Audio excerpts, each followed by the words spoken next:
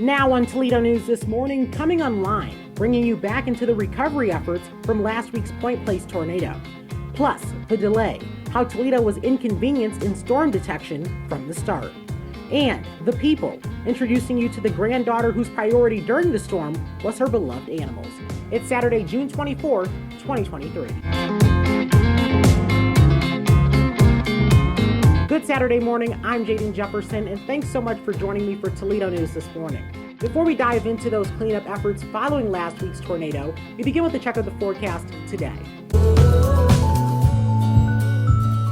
Today you can expect a high in the mid-80s and a low in the mid-60s. There is the possibility of showers tonight, so be prepared for that.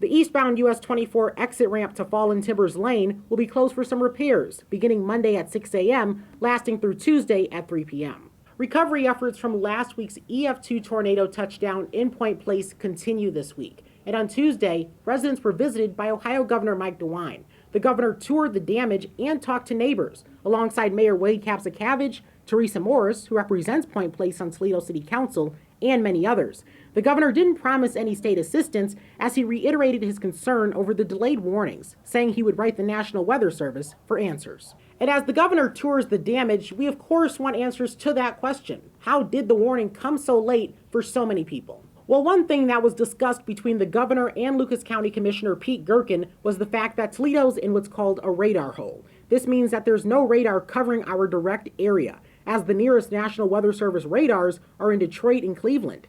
The lack of warning was frustrating for this resident. It was more we were angry that we didn't have warning. Yeah. That is strange. They said it happened too fast and whatever. So, did this contribute to the delayed warnings? Well, only time will tell. One Point Place resident of over 50 years and her granddaughter were among those who too didn't receive advanced warning. Virginia and Caitlin Cunningham talked to me following the governor's visit. They're very thankful for having survived the tornado on such short notice.